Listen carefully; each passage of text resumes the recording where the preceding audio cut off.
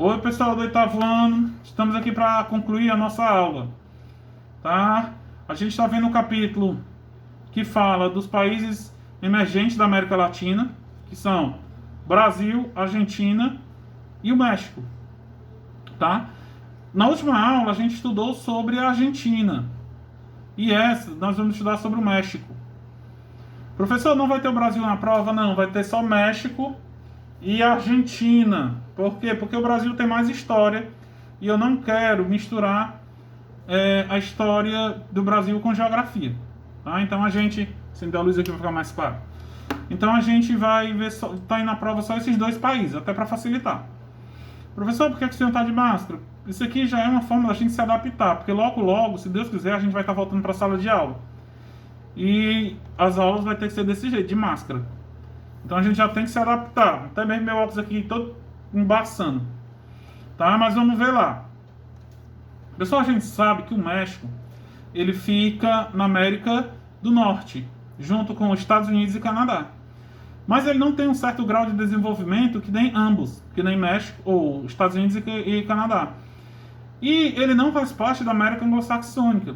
Ele faz parte da América Latina, tá? Então, o México, ele é banhado pelo Oceano Atlântico a leste e Oceano Pacífico a oeste. Quer dizer, essa é a localização. Faz fronteira com os Estados Unidos, com a Guatemala, Honduras e Belize, tá? E com esses dois oceanos, tá?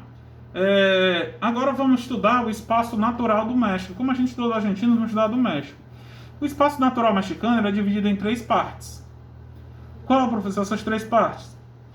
Vai pegar pelos banhos dos mares, dos oceanos. Tá? Por exemplo, é dividido em 3 porções. Quais são essas porções?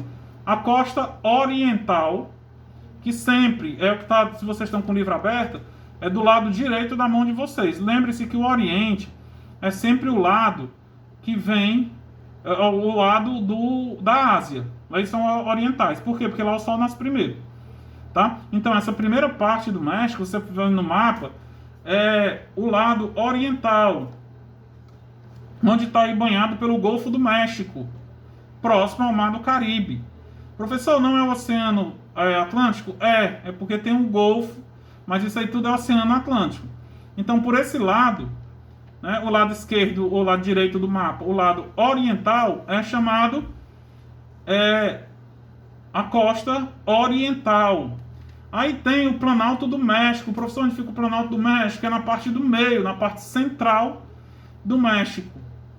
Tá? Se vocês olharem aí, fica no centro do México. A parte é a parte do Planalto do México.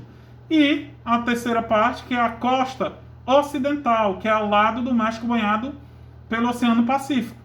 Então, essa é a divisão do México, tá? A divisão do espaço natural do México, tá bom? Muito fácil, é só você pegar as três partes, tá bom? Vamos ver aqui quais as características da população mexicana, ó. Em 2016, a população absoluta do México era de 127 milhões de habitantes e uma densidade demográfica de 6 ou 65,3 habitantes por quilômetro quadrado, quer dizer, é um pouco alta, né? O IDH do México, em relação aos outros países, tem índices elevados, que é de 0,770 ou 762, né? Foi isso em 2016. A expectativa de vida chega a 76 anos, né? E a mortalidade infantil de 12,23 a cada 1.000 nascimentos. Então essa é a característica da população do México, mas ainda tem outra. A população do México ela é caracterizada pela miscigenação, que é a mistura de raças. Tá? A população do México ela é formada a partir de europeus e ameríndios. Quem são os ameríndios? Aquela civilização pré-colombiana que existiam aqui, mais precisamente no México, eram os astecas, tá? 60% da população mexicana é de ameríndios, são descendentes dos povos pré-colombianos, tá? Aí 9% tem de espanhóis e 1% de portugueses e outras etnias, tá? Então você vai ver tem uma miscigenação muito grande. Mas não falando, não, é quase igual a nossa. Do Brasil aqui não são os indígenas, os africanizados e os europeus. Lá são a maioria. Ou ameríndios, que são descendentes desses povos, ou europeus. Tá?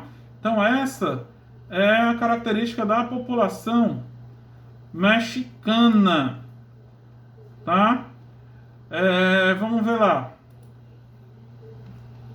A produção econômica do México, tá? Como a gente já viu na aula quando a gente estava falando sobre as economias, o México tem uma economia diversificada, tá? Com base na exploração de produtos primários, como minérios e petróleos, além de uma forte industrialização fundamentada com investimentos transnacionais. O que é que acontece? O México hoje tem um certo grau de desenvolvimento porque os Estados Unidos já investiram muito no México.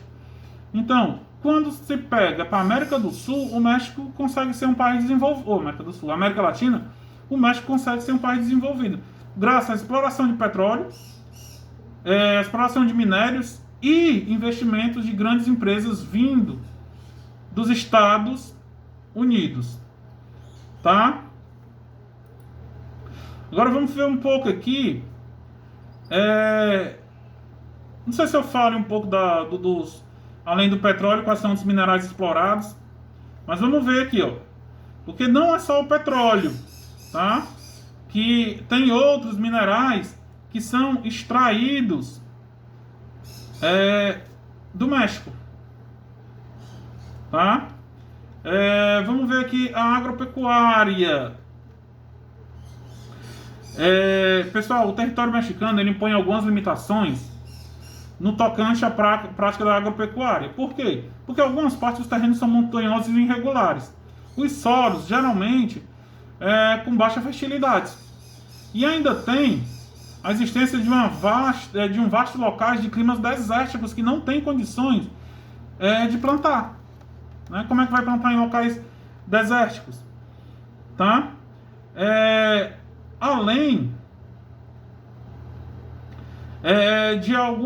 para dizer que não tem locais férteis, alguns locais onde tem as terras vulcânicas, que tem um pouco de terras férteis, os locais onde tiveram algumas atividades vulcânicas há anos atrás, e é onde é propício a agricultura. Tá? Então, toda essa limitação natural fez com que a agricultura do México seja baseada para exportação, tá? Uma exportação bastante diversificada. Quer dizer, o México não importa só um tipo de cultura, tá? Só um tipo de, como é que eu posso dizer? Só um tipo de produto agrícola. O México exporta café, tá? Algodão, e a cana-de-açúcar, entre outras coisas, tá? Mas tudo isso com uma agricultura bem avançada por não ter terras muito férteis. Tá? Vamos lá prosseguindo. Esse capítulo do México é enorme. Aí vem o que eu falei para vocês, o extrativismo mineral. Professor, é só o petróleo que é o produto extraído, o produto mineral extraído? Não, pessoal.